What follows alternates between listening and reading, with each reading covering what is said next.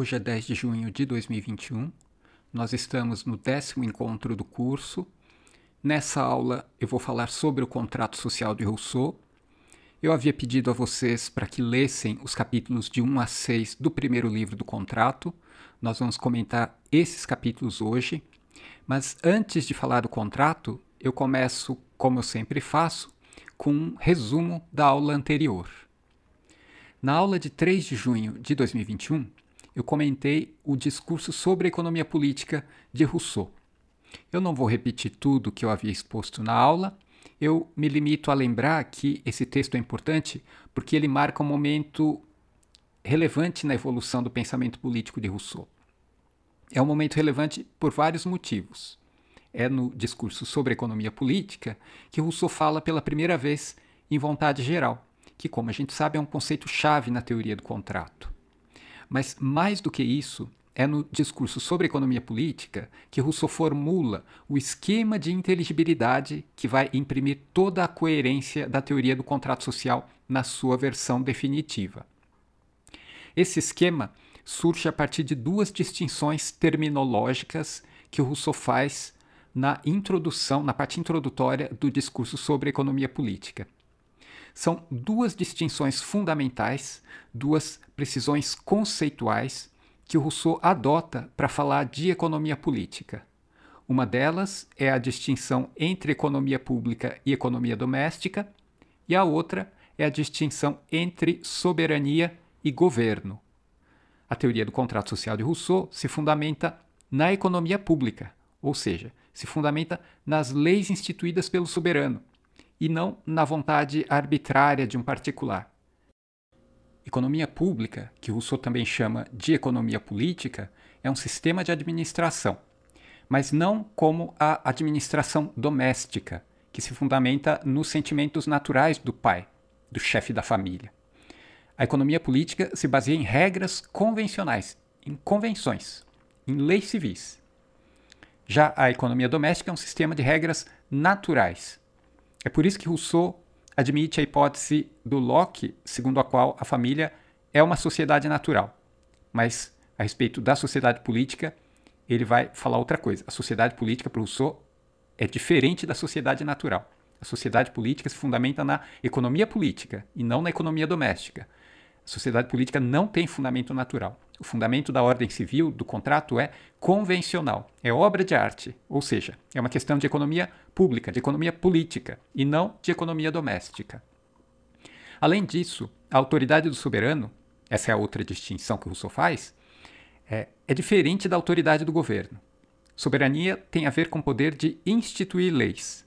O poder soberano é o poder legislativo, enquanto o governo é o poder executivo. O governo garante o cumprimento das leis que o soberano institui. O soberano faz as leis, enquanto o governo aplica as leis. Essa é a distinção entre soberania e governo. São essas duas distinções que formam a espinha dorsal da teoria contratualista de Rousseau. Esse é o esquema de inteligibilidade básico que permite a estruturação da teoria contratualista de Rousseau. Do ponto de vista da cronologia das obras de Rousseau, esse esquema sofre uma evolução. No discurso sobre economia política, que é de 1755, Rousseau elabora esse esquema pela primeira vez. No manuscrito de Genebra, que é um texto escrito entre 58 e 61, Rousseau aperfeiçoa o esquema com base no diálogo entre ele e Diderot. E no Contrato Social, que é publicado em 1762, nós temos a versão final desse esquema.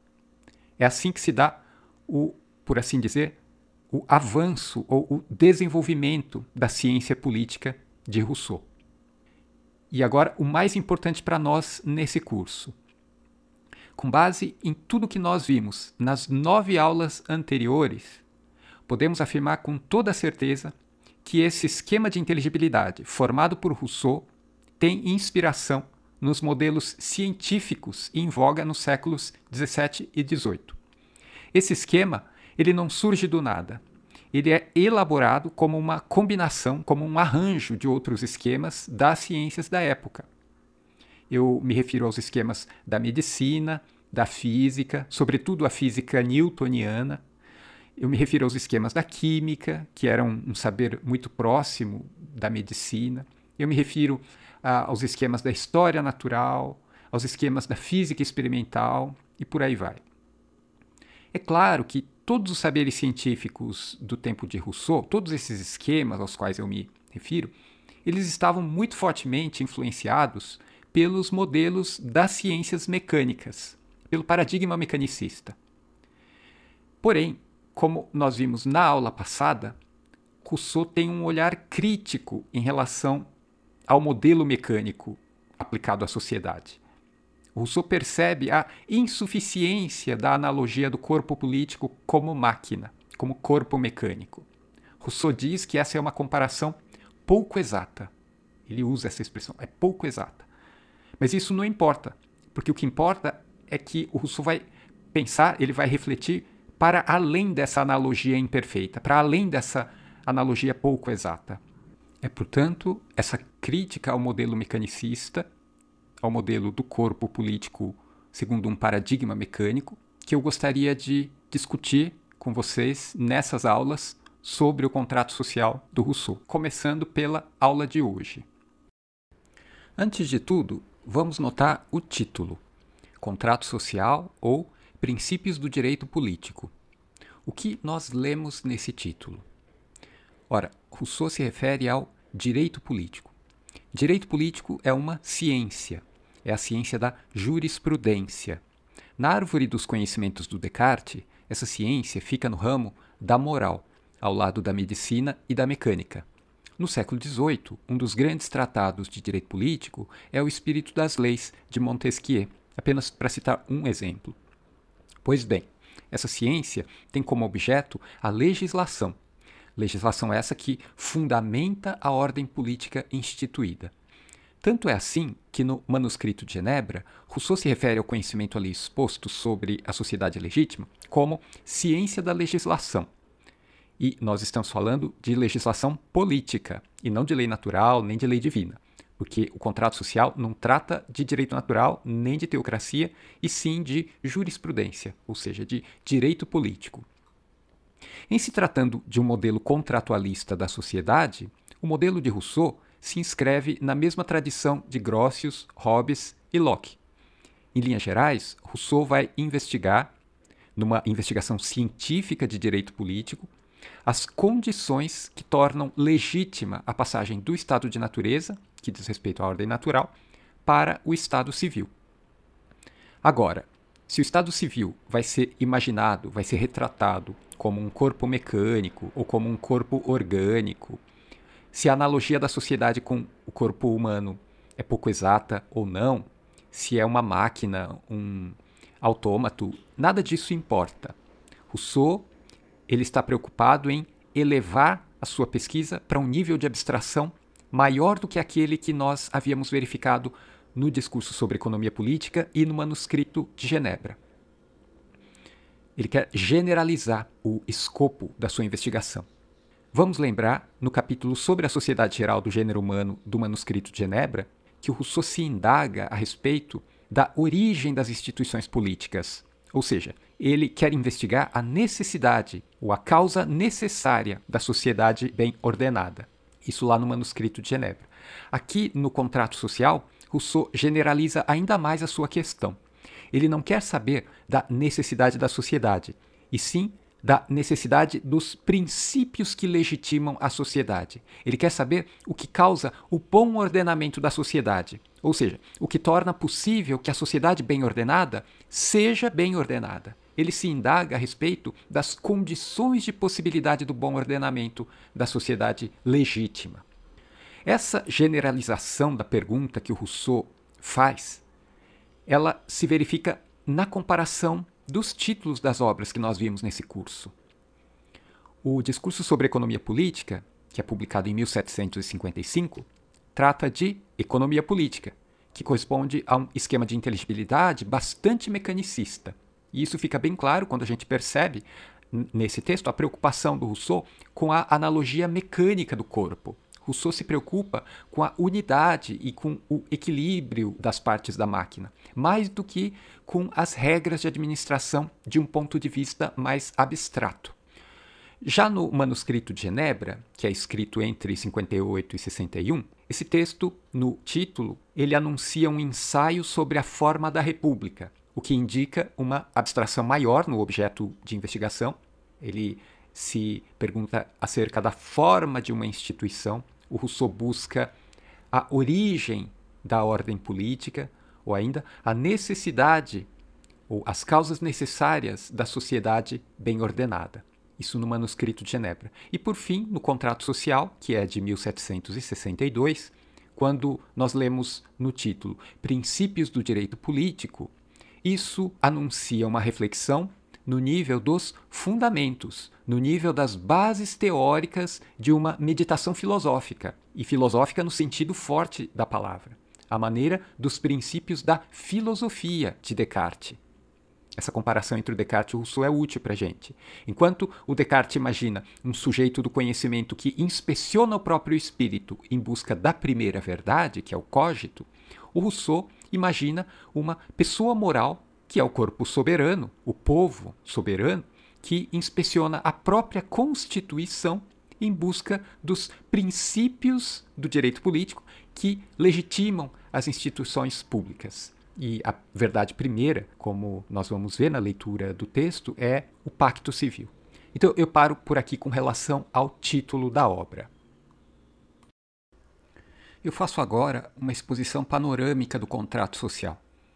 Eu vou fazer uma análise estrutural da obra. Essa exposição da estrutura da obra, que eu apresento aqui de forma resumida, vai ser o nosso pano de fundo para os comentários das passagens mais importantes que eu vou tratar nas próximas aulas. O objetivo do contrato social é descrever o corpo político de dois pontos de vista: o ponto de vista do direito político e o ponto de vista da realidade histórica. Assim como fazem os autores da tradição contratualista que nós estamos vendo nesse curso, o Rousseau também formula a sua teoria do contrato, tentando conciliar a liberdade e a igualdade. Essa conciliação entre liberdade e igualdade é um problema filosófico por excelência, porque se o Rousseau valoriza mais a liberdade, o resultado, na teoria, é uma ênfase no individualismo em detrimento da justiça. Esse é o problema colocado pelo raciocinador violento do Diderot. Vocês se lembram disso. Por outro lado, se ele valoriza a igualdade mais do que a liberdade, o resultado poderia ser um abuso de poder. Poderia ser uma teoria da justiça que se vale de um poder despótico diante do qual o indivíduo ele seria esmagado. O indivíduo não é nada diante do Leviatã, da autoridade do poder soberano, na teoria política do Hobbes. Então, o Rousseau quer pensar nas condições de legitimidade da ordem civil, condições estas que permitiriam a conciliação entre a liberdade do indivíduo e a igualdade assegurada por leis justas. O Rousseau propõe a seguinte solução para esse problema. Ele deduz uma série de 3 princípios do direito político que, segundo ele, fundamentariam toda e qualquer sociedade bem ordenada. Essa solução do Rousseau consiste em propor essas verdades fundamentais do direito político de tal maneira que elas serviriam como base teórica sobre a qual qualquer sociedade poderia instituir suas leis civis. De acordo com Rousseau, a sua teoria do contrato considera a justiça de um ponto de vista puramente coletivo e também de acordo com as ciências empíricas da época. Ao mesmo tempo, essa teoria do Rousseau considera a liberdade de indivíduos reais, quer dizer, indivíduos movidos por seus próprios interesses, por suas paixões, e não indivíduos idealizados que observariam a reta razão ou alguma lei ideal. São indivíduos reais que o Rousseau tem em vista na sua teoria do contrato. Rousseau postula 3 princípios fundamentais para o direito político. Quais são eles? O primeiro princípio é o da soberania do povo. O segundo princípio é o da vontade geral expressa em forma de leis. E o terceiro princípio é o da distinção entre poder legislativo e poder executivo, a distinção entre o soberano e o governo. Esses três princípios são, nessa ordem, os respectivos temas dos livros 1, 2 e 3 do Contrato Social.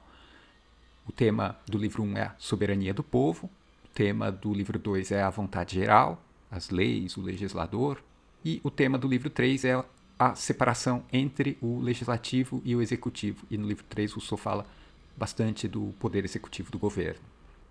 Então eu vou passar para o conteúdo de cada um dos livros. No primeiro livro, Rousseau revisa as doutrinas modernas do contrato social e formula a hipótese do Pacto Civil, tendo como premissa o princípio da soberania do povo. As fontes do Rousseau são aquelas que vocês conhecem, Hobbes, Locke e os teóricos do direito natural, como Grotius. Há outros teóricos como Pufendorf, Burla-Marquis e Jurien. Quem quiser saber mais sobre todos esses autores deve consultar o livro do Robert Derraté, Rousseau e a ciência política do seu tempo. Derraté analisa as fontes do contrato social. Então, esse é o princípio fundamental do livro 1. O soberano é o povo. Quer dizer, a associação que institui uma sociedade bem ordenada, ela deve buscar em si mesma a fonte da legitimidade da sociedade. Os homens devem alienar os seus direitos ao soberano. Isso é o modelo do contrato social da tradição, está no Hobbes, por exemplo. Mas, diferentemente do que se vê no Hobbes, o soberano para o Rousseau não é um indivíduo, não é um grupo de indivíduos, ou seja, não é um terceiro em relação ao povo. O soberano para o Rousseau é o próprio povo. Esse é, por assim dizer, o cogito da meditação política do contrato social. É como se fosse uma tradução forense do cogito do Descartes, né? Grosso modo, a comparação não é perfeita. Então, o que a gente pode dizer é que o povo deve reconhecer em si mesmo, de acordo com esse princípio do direito político do Rousseau, o povo deve reconhecer em si mesmo a fonte de legitimidade das instituições civis. Esse é o conteúdo do livro 1. No livro 2, cujos capítulos abordam o poder legislativo, Rousseau trata da vontade geral. A vontade geral é a regra máxima da administração da sociedade instituída por meio do pacto. O Rousseau define, no livro 2, a fonte de legitimidade do sistema de legislação. As leis são legítimas porque elas constituem a manifestação da vontade geral. Então, a vontade geral é quem dá, é a instância que fornece a legitimidade para as leis civis, para o sistema de legislação. E a gente precisa entender a necessidade da passagem da vontade para as leis, do plano abstrato da vontade geral para o plano histórico das leis civis. Tem uma passagem aí que é necessária, como tudo no contrato do Rousseau, e é uma relação que é problemática na obra. Então, vamos entender isso. A vontade geral é um princípio abstrato e a sociedade da economia política, tal como a gente vê descrita no discurso sobre a economia política, por exemplo, essa sociedade não pode ser administrada por um princípio abstrato, como a vontade geral. Tem um abismo entre a teoria e a prática, pensando na relação, nessa passagem necessária da vontade geral para as leis. Tem um abismo. Então, o corpo político funciona segundo o modelo da economia política e, portanto, ele precisa ser regulado por regras positivas. As leis civis são essa regra positiva e elas são legítimas pelo fato de serem expressão objetiva e concreta da vontade geral. Esse é o esquemão da relação que Rousseau estabelece entre a vontade geral e as leis civis. Tem uma separação, existe um abismo entre teoria e prática, entre o princípio abstrato e as regras objetivas. A gente vai falar mais sobre as dificuldades implicadas nessa relação ao longo das próximas aulas do curso. Por enquanto, vocês precisam apenas ter clareza quanto à dificuldade do próprio esquema que o Rousseau propõe. Depois a gente ainda vai ver que a figura do legislador, que é outra figura difícil de ser compreendida na teoria do Rousseau, É o legislador que realiza, na prática, essa comunicação entre o plano abstrato da vontade geral e o plano concreto do mundo histórico. O legislador é o grande nó do modelo contratualista do Rousseau, porque é ele quem faz a passagem da vontade geral para as leis. O corpo político legítimo é legítimo porque ele se regula pela vontade geral. Então, basicamente, esse é o grande tema do livro 2. O corpo político é legítimo porque a fonte de legitimidade é a vontade geral. Rousseau demonstra a ligação necessária entre o princípio da vontade geral, que é o objeto do livro 2, e o princípio do livro anterior, que é o da soberania do povo. Rousseau demonstra que esses dois princípios estão ligados, estão conectados de modo necessário. Né? Existe uma relação necessária entre o princípio da vontade geral e o princípio da soberania do povo. Agora o livro 3. No livro 3, a exposição gira em torno do governo e, especificamente do ponto de vista da aplicação dos princípios. Quando a gente fala em lei civil, a gente já está pensando numa aplicação da vontade geral. Então, do ponto de vista da aplicação dos princípios gerais, o Rousseau trata da relação entre o poder executivo e as leis políticas, ou seja, da adequação da lei, a aplicação da lei, né, entendida como expressão da vontade geral, né, no âmbito das formas particulares da administração pública, no âmbito da economia política, das regras positivas, como princípios gerais podem ser aplicados no âmbito da economia política. Então, Rousseau trata disso no livro 3, quando ele fala do governo, do poder executivo. Rousseau faz a seguinte inferência: a vontade é efeito do pacto, ou seja, a vontade geral é desdobramento necessário do princípio do povo soberano que se auto-institui por meio do pacto. Lembrando que a vontade geral é a vontade do soberano, ou seja, do povo. Essa é a ligação que Rousseau estabelece entre o soberano e a vontade geral. Essa é a inferência que Rousseau faz. Daí, se o desdobramento da necessidade do pacto é a necessidade da vontade geral como regra do pacto, então, como consequência lógica disso, a necessidade da vontade geral torna necessário o governo, para que o governo aplique as leis que expressam a vontade geral. Então, o pacto torna necessário que a vontade geral se expresse em forma de leis. E havendo leis, é necessário que haja um governo que aplique essas leis segundo a vontade geral. Tudo isso está interligado, um princípio com o outro. É uma cadeia de deduções de princípios que se conectam necessariamente entre si. Nesse mesmo livro 3, o Rousseau problematiza a relação entre soberania e governo, no que diz respeito à sua necessidade e aos seus abusos.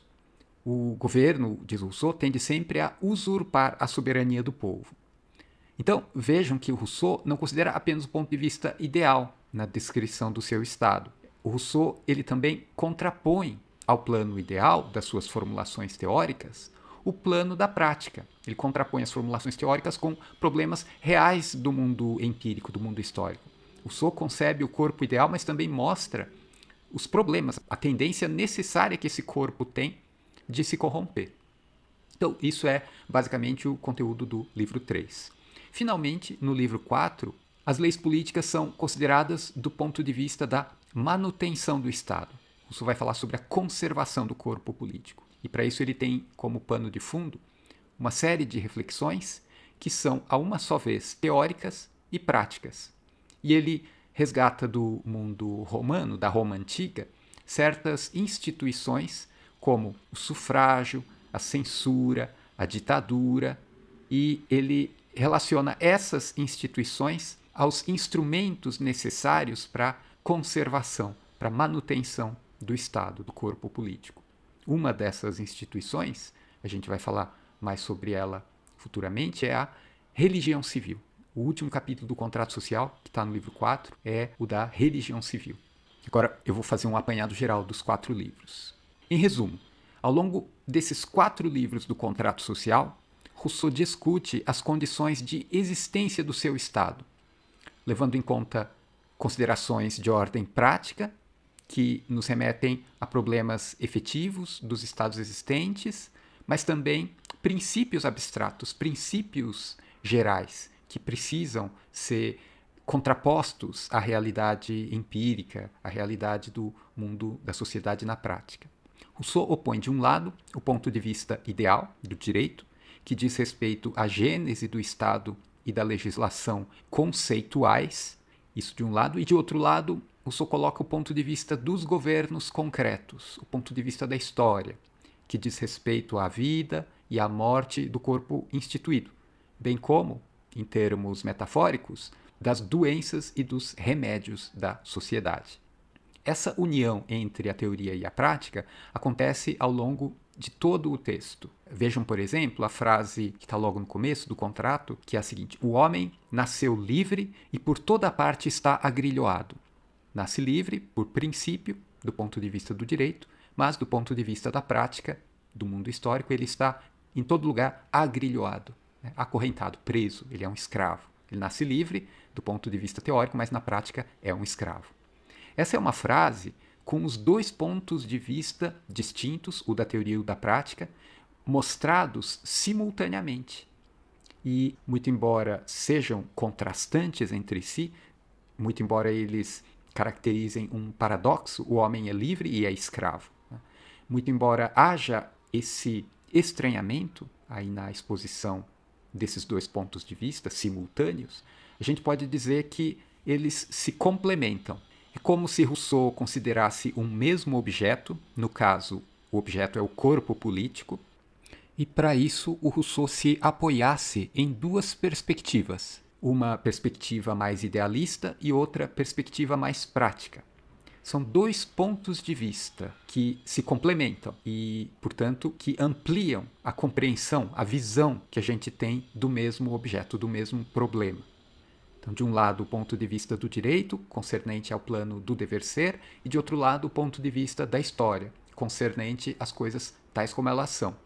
E esses dois pontos de vista, isso é que eu enfatizo aqui, eles não estabelecem entre si uma relação de subordinação nem de exclusão recíproca, e sim de adição. Isso de um ponto de vista metodológico. A gente vai ver que essa estrutura, esse modelo, esse esquema de inteligibilidade é bastante problemático no Rousseau. Embora o Rousseau considere, ora, a ordem ideal desejada e, ora, a constituição real das sociedades, nós não podemos falar em contradição, pelo menos por enquanto. Eu peço para que vocês suspendam o juízo com relação às contradições do sistema do Rousseau.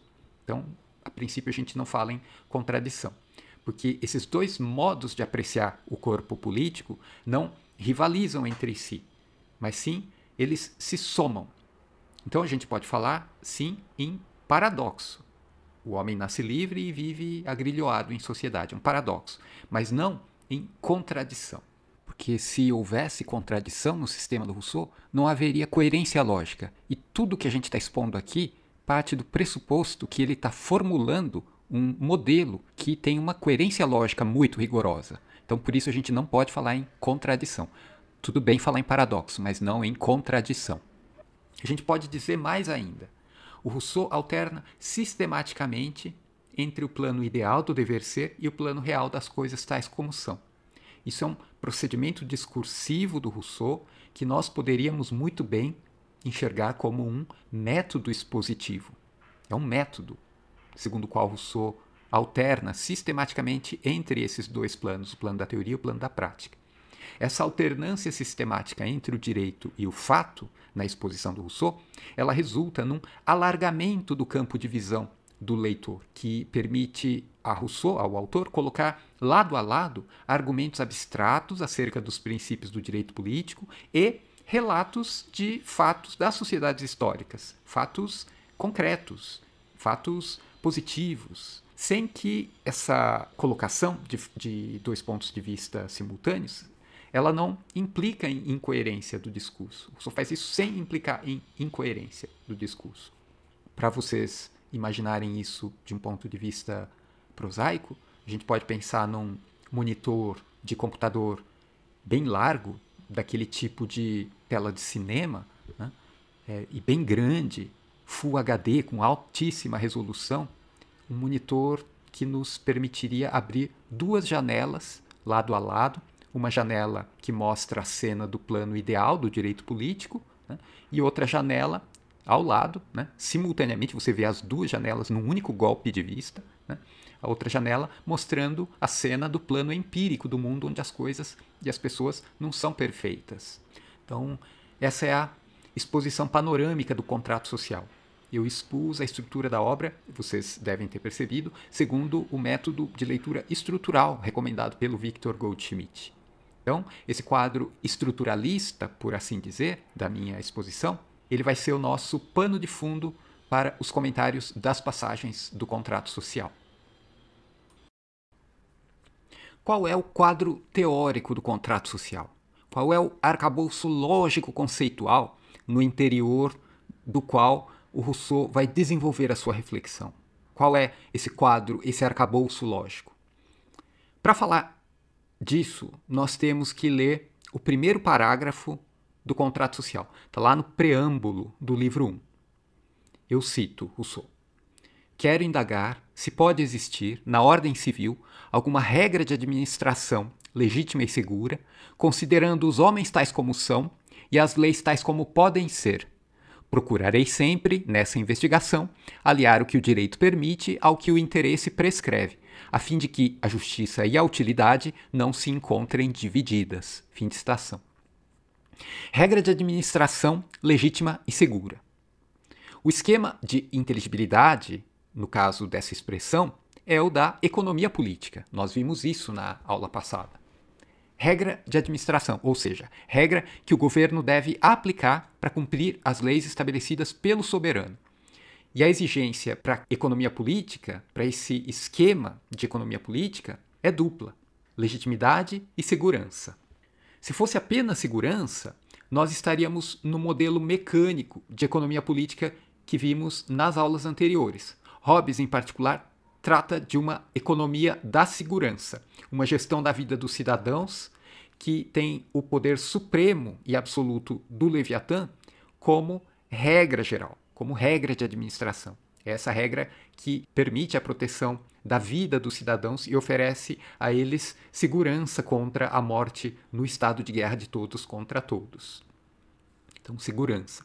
Rousseau generaliza esse modelo e busca, além da segurança, que a gente verifica no modelo hobbesiano, Rousseau busca também a exigência de legitimidade.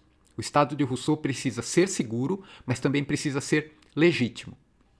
Como explica o Victor Goldschmidt, essa dupla exigência no projeto de investigação do Rousseau, que ele anuncia no início do contrato social, diz respeito a uma arquitetônica. Isso é o Goldschmidt falando.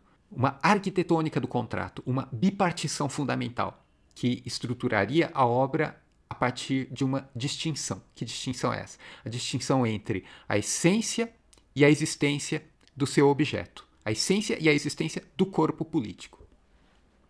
A essência estaria ligada à legitimidade, ou à constituição do corpo, ao direito político, à instituição de justiça. Ao passo que a segurança teria a ver com a existência, ou seja, com a manutenção, a preservação do corpo constituído no âmbito dos fatos, no âmbito da utilidade, no âmbito das coisas tais como elas são. E aqui, quando eu falo em utilidade, eu entendo que, traduzida essa palavra para a língua da moral de interesse, Rousseau está se referindo ao cálculo das vantagens. Rousseau se refere ao interesse bem compreendido, que é o que vai fundamentar a sociedade bem ordenada. Então, isso na perspectiva da existência. A oposição entre essência e existência é análoga à oposição entre legitimidade e segurança. Então, Goldschmidt nos dá ali um quadro lógico para a gente interpretar o contrato social. Ele dá a arquitetônica do contrato, que é baseada nessa bipartição fundamental entre essência e existência, entre legitimidade e segurança. Isso está no texto do Rousseau. Ele começa dizendo: quero indagar se pode existir alguma regra de administração legítima e segura. Nessa passagem que nós lemos, Rousseau também se refere aos homens tais como são. Rousseau não pensa numa sociedade de anjos, e sim numa sociedade formada por indivíduos movidos por sentimentos naturais, por paixões, por apetites, paixões como o amor de si, a piedade natural, que nos remetem à aula sobre a ciência do homem no segundo discurso, Rousseau não pensa em laços que são formados naturalmente, porque para ele a sociedade é constituída de indivíduos movidos por interesses, para a gente lembrar da aula sobre a moral de interesse. Então, se ele estivesse falando sobre uma sociedade de anjos, ele não poderia falar numa moral de interesse. Ele não poderia refletir segundo os esquemas de uma moral de interesse. Então, Rousseau fala dos homens tais como eles são, de uma sociedade formada por indivíduos movidos por interesses. Os homens tais como são é uma imagem que nos remete ao homem hipotético do segundo discurso, que se corrompe ao passar do estado de natureza para o estado civil. Ou, do ponto de vista das sociedades históricas, é o homem movido pelos interesses, pelos apetites, mas também pela razão. O homem interessado, ele calcula as vantagens de seguir mais as paixões, mais o amor próprio ou mais as convenções, as regras civis. É um cálculo, é uma ponderação, está em jogo. O Rousseau pensa, evidentemente, no raciocinador violento do Diderot. Tudo isso no plano dos fatos, dos homens tais como eles são.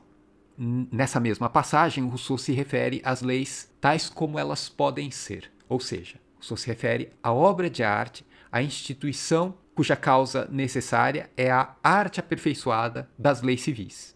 As leis civis são pensadas por Rousseau tais como elas podem ser, quer dizer, de um ponto de vista ideal, do ponto de vista das regras de justiça, considerando, é claro, os homens reais, não uma sociedade de anjos. O que se espera das leis tais como elas podem ser diante de homens que não são anjos?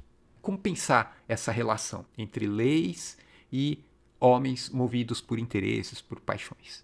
O que podem ser essas leis na sociedade do contrato social? A resposta é: as leis, elas podem ser legítimas. Independente do objeto dessas leis, as leis precisam ser legítimas. Não importa o assunto, a questão que essas leis vão tratar. O que importa é que essas leis sejam legítimas. O critério de legitimidade é o que está em questão aqui na formulação do Rousseau. E eu iria além da questão da legitimidade, do ponto de vista puramente jurídico, e eu arriscaria dizer, já é uma interpretação minha do Rousseau, né, que o atributo da legitimidade em matéria de lei e de legislação corresponde ao atributo da santidade em matéria de direito divino. O que não significa que Rousseau esteja fazendo uma teologia política, não é isso que eu quero dizer. Eu estou comparando a legitimidade no registro da jurisprudência com a santidade no registro do direito divino de um ponto de vista linguístico. Penso na análise do discurso do Rousseau. E nessa perspectiva da análise do discurso, quando Rousseau fala em santidade, ele está se referindo a algo que é inviolável. E a legitimidade diz respeito a essa inviolabilidade. Então, legitimidade e santidade são equivalentes nesse sentido. A legitimidade é o equivalente laico da santidade. É uma tradução para a língua da jurisprudência. Um termo da teologia, do direito divino, traduzido para o registro do discurso da jurisprudência. Uma categoria da teologia transposta para o quadro das ciências. O legítimo, então, deve ser entendido como o inquestionável, aquilo que é sagrado. As leis legítimas são como as leis sagradas, no sentido de serem invioláveis. Do ponto de vista puramente linguístico, legítimo e sagrado são, então, sinônimos. Eu cito uma passagem do capítulo 1, que está bem próxima dessa passagem que a gente leu agora. Eu cito Rousseau: a ordem social é um direito sagrado que serve de base para todos os demais.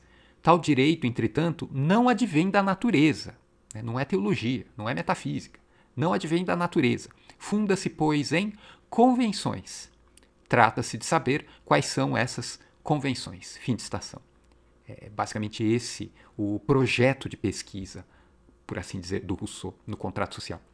A ordem civil é um direito sagrado, ou seja, ela é um direito inviolável. E é inviolável porque é legítimo. A legitimidade e a sacralidade são sinônimos. Rousseau fala em sacralidade ou em santidade como se estivesse usando uma figura de linguagem para se referir à legitimidade num paralelo entre os registros do discurso teológico e o discurso da jurisprudência. Então não se trata de teologia política, não se trata de retorno ao direito divino dos reis, nada disso. Porque se Rousseau não estivesse usando apenas uma figura de linguagem, se santidade, sacralidade não fossem palavras que a gente pode entender como força de expressão, como figuras de linguagem, né? Se não fosse assim, Rousseau não estaria falando como cientista, ele não estaria fazendo uma ciência da legislação, ele não estaria anunciando os princípios do direito político, ele estaria fazendo simplesmente teologia política. E é justamente a teologia política que ele pretende refutar no contrato social. Não é teologia política que o Rousseau pretende fazer, então, quando ele fala em santidade, em ordem sagrada. O uso que Rousseau faz desses esquemas da teologia é um uso crítico, né? Ele vai esvaziar o conteúdo teológico dessas categorias, desses esquemas de inteligibilidade, e vai substituir esses conteúdos por conteúdos próprios das ciências modernas. É nesse sentido que o Starobinsky fala em laicização do pensamento do Rousseau. O Cassirer também fala isso. É nessa chave, nesse viés que eu interpreto, então, o uso desse léxico da teologia no registro da jurisprudência, no registro do direito político, do contrato social. Então, o uso que o Rousseau faz dos esquemas de inteligibilidade das ciências modernas, a gente viu isso em todas as nossas aulas desse curso, é um sinal evidente de que Rousseau pensa à maneira dos físicos, à maneira dos médicos, à maneira dos químicos, dos naturalistas e por aí vai. E não à maneira dos teólogos, né? Rousseau não está usando esses esquemas de inteligibilidade da teologia para fazer teologia, não. Ele está usando esses esquemas para pensar do ponto de vista das ciências.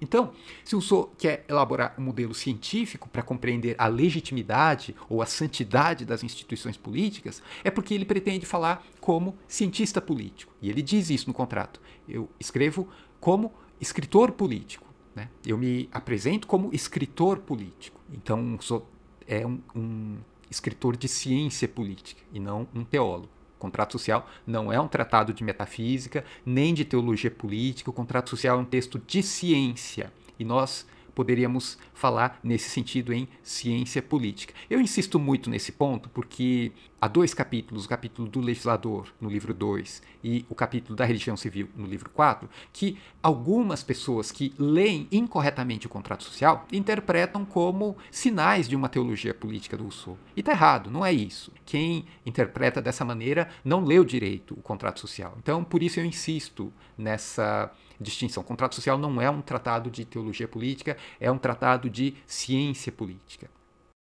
Em linhas gerais, são essas conclusões que nós podemos tirar da leitura do preâmbulo e do capítulo 1 do primeiro livro do Contrato Social.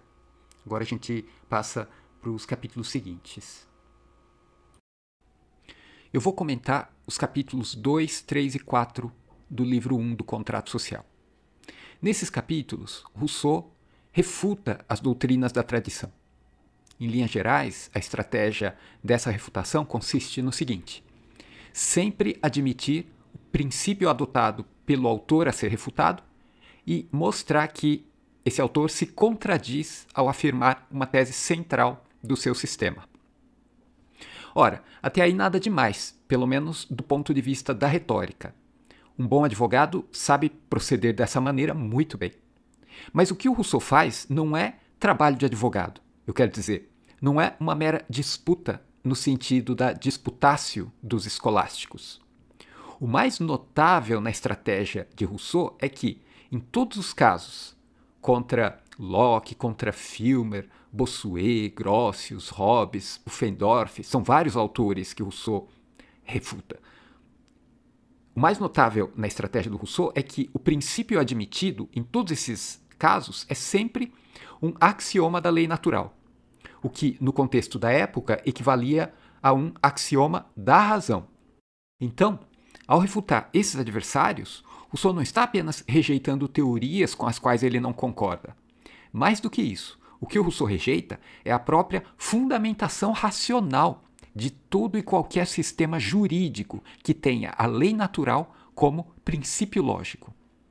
Ou seja, Rousseau faz tábula rasa da base axiomática do direito moderno da tradição. Quando ele refuta a lei natural, como princípio desses sistemas, Rousseau está refutando a própria base racional dos sistemas. Então isso é seríssimo. Eu menciono 2 exemplos apenas. Não dá para a gente examinar tudo que tem nesses capítulos, linha a linha. Então eu me limito a 2 exemplos. Primeiro, no capítulo 2, que é o capítulo em que Rousseau toma Locke como interlocutor. Ali, no capítulo 2, Rousseau rejeita o princípio da família como fundamento da sociedade. Essa era uma das hipóteses dos sistemas de direito natural do século XVII e XVIII. Rousseau rejeita, então, esse princípio da família como fundamento da sociedade. O procedimento para refutar essa hipótese consiste no seguinte: examinar a validade do direito do governante que escraviza os seus súditos, tendo como modelo de fato o patriarca que subjuga seus filhos. Quer dizer, Rousseau está questionando a transposição do modelo da economia doméstica para o plano do modelo da economia política. É essa transposição que o Rousseau questiona ao questionar Locke. A pergunta que se faz ali no capítulo 2 do livro 1 do contrato é a seguinte: o que assegura que essa unidade produzida por essa transposição da economia doméstica para a economia política, o que assegura que essa unidade seja sólida? Seria a lei natural? Aí é o princípio que sustenta todo o edifício da argumentação. É a lei natural que justifica que o patriarca possa ser o governante no âmbito da economia política? É a lei natural que justifica isso? A pergunta tem o seu valor, porque, de acordo com a lei natural, os homens buscam incessantemente conservar a própria vida. E a associação, no caso a associação da família, é uma instituição que contribui para essa conservação. É como se os laços produzidos no âmbito das relações da família repercutissem no plano público, no plano da economia política, e produzissem laços sociais sólidos, né? Tudo isso com base na lei natural. A lei natural justifica essa produção de laços no âmbito da família que vão repercutir no âmbito da esfera pública. Ora, Rousseau vai mostrar que, mesmo que nós possamos falar em lei natural, no caso da família como fundamento da sociedade, não é, segundo Rousseau, a natureza que assegura a unidade de um corpo político. Isso ele já tinha demonstrado no manuscrito de Genebra, né? Não existe uma base natural para justificar a sociedade bem ordenada. Rousseau considera a família, que ele até reconhece como sociedade natural, ele diz é a única sociedade natural, a família. E Rousseau explica que até mesmo a família ela dura pouco tempo.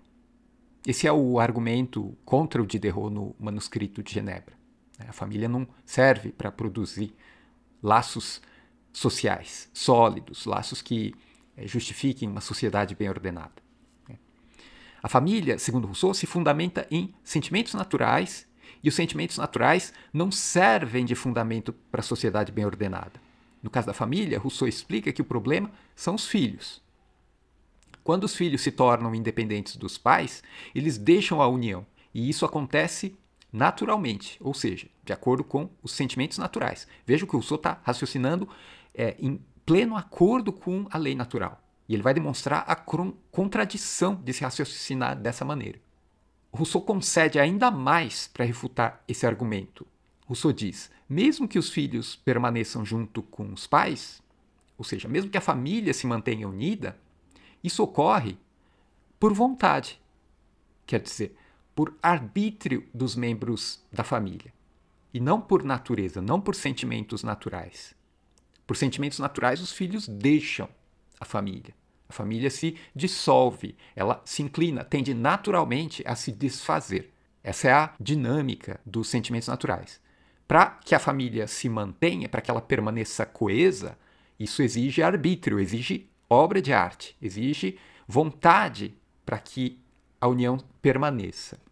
A unidade da família, então, se justifica não por natureza, não por causas naturais, e sim por arte política, de modo que até mesmo a sociedade da família, segundo esse raciocínio do Rousseau, a sociedade da família não deixa de ser, do ponto de vista do seu princípio, que é o princípio da lei natural, a família não deixa de ser fundamentada numa convenção, num acordo entre os membros dessa sociedade. Ou seja, trocando em miúdos, até mesmo numa sociedade natural como a família, o que forma a associação, o que fundamenta o laço entre os membros, não vem da natureza, e sim das convenções. O laço é produzido, ele é um construto, ele é obra de arte. E a causa da associação é a arte moral, é uma instituição produzida em meio às relações sociais entre os indivíduos que compõem a família. Assim, Rousseau observa que a família não pode ser o fundamento da sociedade, porque a união dos seus membros não é natural, e sim convencional. Essa conclusão vai ser desdobrada até as suas últimas consequências, e o resultado vai ser, lá no capítulo 5, a tese geral do Rousseau, que o fundamento da sociedade é a convenção dos seus membros, e não a natureza. Então, Rousseau recupera toda aquela argumentação que nós havíamos examinado no capítulo sobre a sociedade geral do gênero humano, e ele formaliza aqui num diálogo com a tradição do direito natural e num nível de abstração que refuta os fundamentos, a base axiomática de toda a tradição dos justnaturalistas. Então, o Rousseau está fazendo realmente uma ciência aqui, no sentido forte da palavra ciência. Ele está refutando os princípios dos pensadores, dos cientistas que vieram antes dele. E ele vai propor uma base mais sólida, uma base mais coerente, uma base mais segura para a produção de conhecimentos nessa ciência, que é a ciência da legislação. O que interessa para a gente notar aqui é que o Rousseau refuta a hipótese da sociedade natural, levando essa hipótese a um quadro de autocontradição. Quer dizer, levando o princípio da lei natural, que é o fundamento de todos esses sistemas que ele está refutando, Rousseau leva esse princípio da lei natural às suas últimas consequências e demonstra assim que ele é contraditório nos seus próprios termos. No caso da família, o que Rousseau está demonstrando é basicamente o seguinte: segundo a lei natural, a família é o fundamento natural da sociedade. E, segundo a mesma lei natural, a família não pode ser o fundamento natural da sociedade. Ou seja, é uma contradição. Aqui não é paradoxo, aqui é contradição mesmo. É uma incoerência do sistema. E uma incoerência não pode ser a base de um sistema filosófico, de um sistema científico. Rousseau está questionando, então, a validade racional desses princípios que ele questiona nesses capítulos do contrato social. Então, vejam bem, Locke reconhecia que a legitimidade do pacto de instituição da sociedade civil, essa legitimidade vem de um acordo convencional. A gente viu isso na aula sobre Locke. O Locke reconhece que a legitimidade do pacto, a fonte dessa legitimidade é uma convenção, é o acordo entre os indivíduos. Mas, e isso é importante notar, o Locke reconhece também que na prática, quer dizer, na realidade histórica das sociedades tais como elas são no mundo empírico, nessas sociedades o poder paterno pode se transformar, ainda que de maneira ilegítima, em poder político.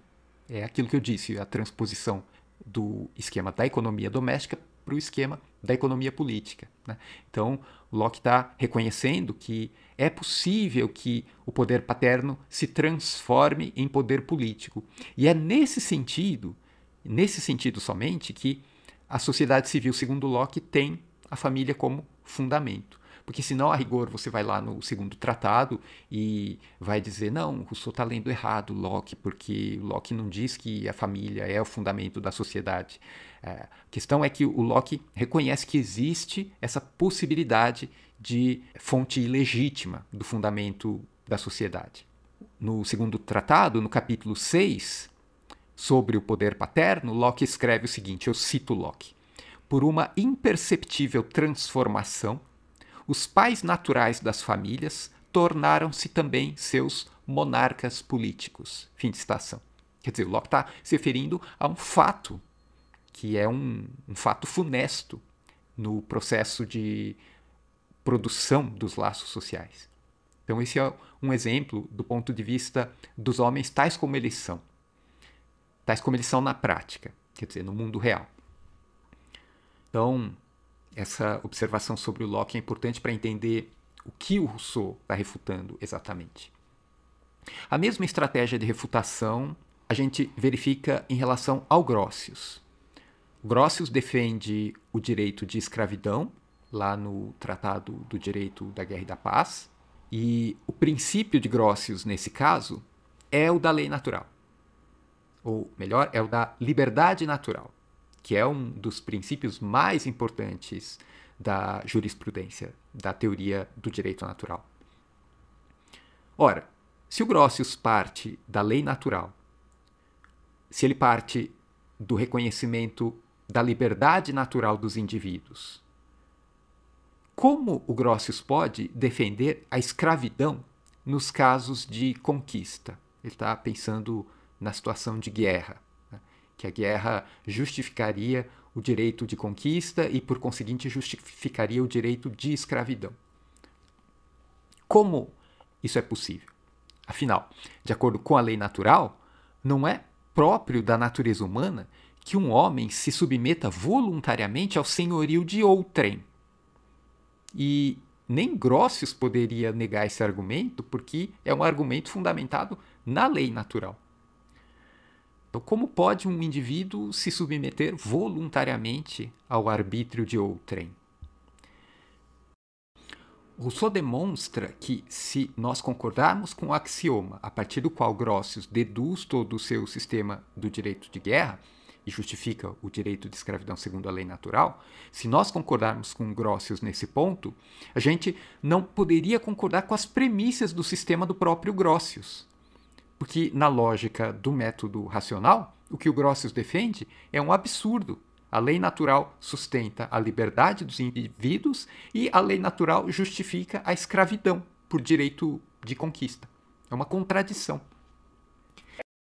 Dessa maneira, além de mostrar a contradição intrínseca ao próprio método de Grotius, que é o método de todos os justnaturalistas, Rousseau ainda põe em evidência o expediente de mascaramento das teorias contratualistas da tradição.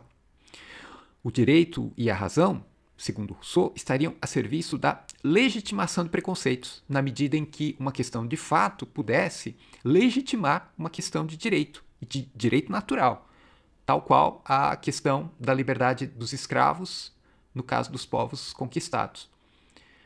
Grotius, em particular, defende ou justifica a expansão do comércio por meio de guerras de conquista usando esse argumento. Então, Grotius está mascarando, está legitimando o interesse por trás da pretensa demonstração que ele apresenta de maneira científica, com estilo científico, no seu Tratado do Direito da Guerra e da Paz.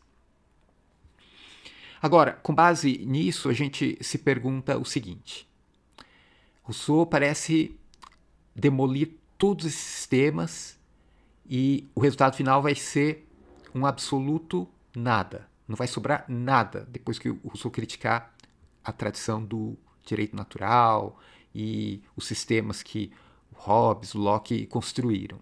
Então, a impressão que a gente tem é que a crítica que o Rousseau faz nesses primeiros capítulos do Contrato Social vai resultar em ceticismo. Será que o contrato social de Rousseau aponta necessariamente para o ceticismo? Essa é a questão que a gente deve fazer aqui.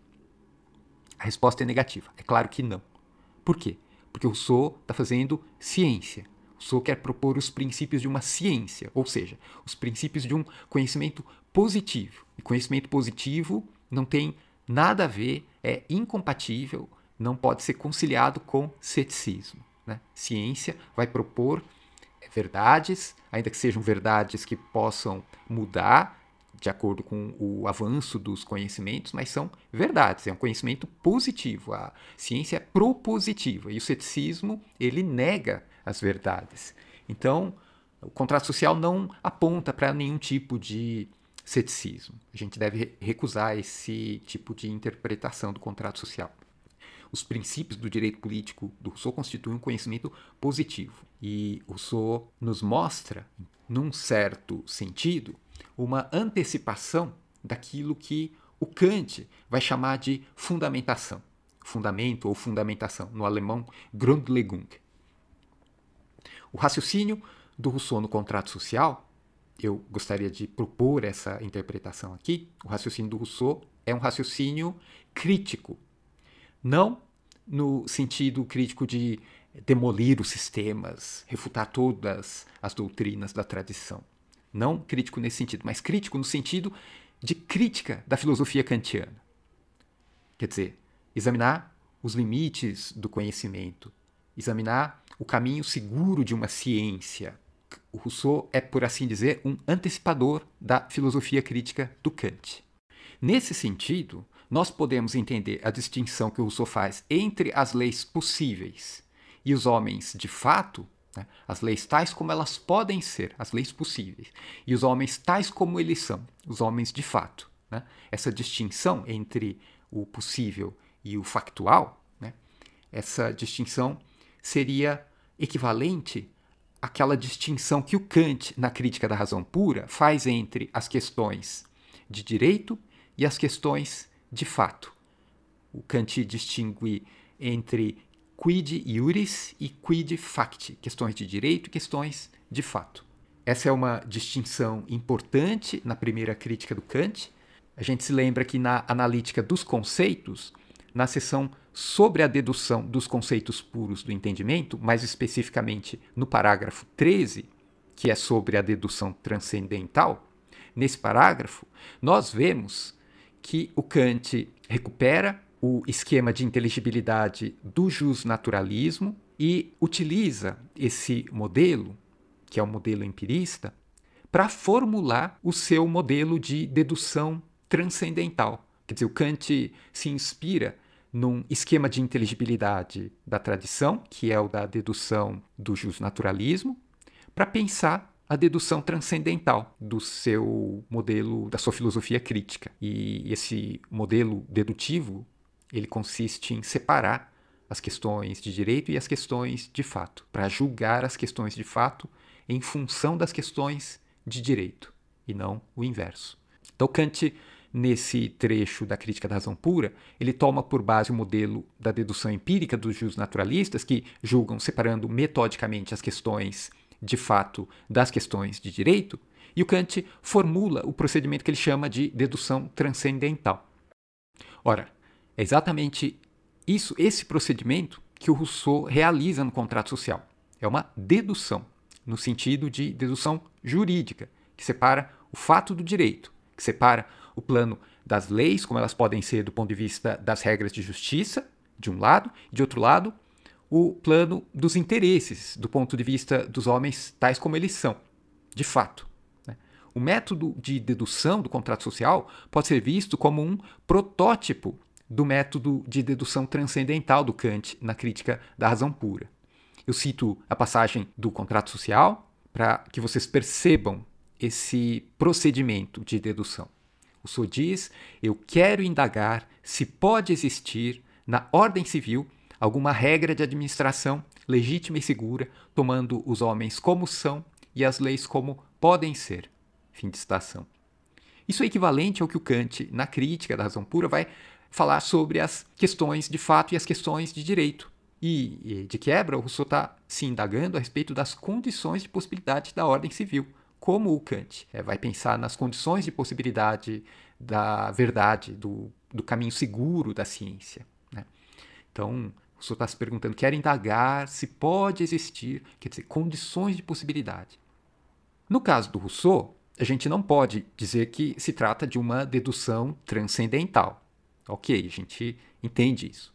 Porque o Rousseau não é Kant, ele não pensa em termos de um sujeito transcendental. O Rousseau ainda está preso no paradigma empirista, da dedução à maneira dos geômetras, da dedução matemática, do modo de pensar dos filósofos do século XVII e do século XVIII. Então o Rousseau está arraigado ainda nesse quadro de pensamento, nessa estrutura de mentalidades. Isso é verdade. Mas a gente pode dizer que o Rousseau já opera um método que aponta para a dedução transcendental do Kant. É um método de dedução geral. Se a gente não puder falar em transcendental, a gente pode falar no geral, no plano do pensamento do Rousseau. E a dedução se entende como um procedimento do juízo que separa o direito do fato para julgar o fato pelo direito, e não o inverso, como fazia o Grotius. Grotius observava a escravidão, o fato social da escravidão, e justificava o direito, né, a regra geral, com base naquele fato. Rousseau rejeita esse procedimento e fala, não, é o direito, é a regra geral que deve justificar os fatos particulares. Então, a dedução para o Rousseau consiste num procedimento metodológico de reflexão que tem em vista a compreensão dos fatos particulares em relação à regra geral. No caso do contrato social, vai ser a regra da vontade geral. Então, se a gente se permite um certo anacronismo da leitura do contrato e da crítica do Kant, a gente pode afirmar que no contrato social, Rousseau se pergunta acerca das condições de possibilidade de um contrato social legítimo e seguro. Isso porque ele deduz, no sentido de dedução jurídica, ele deduz os princípios do direito político. Enfim, eu não quero me aprofundar mais nesse tema polêmico, que é o tema da relação entre Rousseau e Kant. A gente pode conversar sobre isso em outra ocasião. Eu volto agora para o contrato social.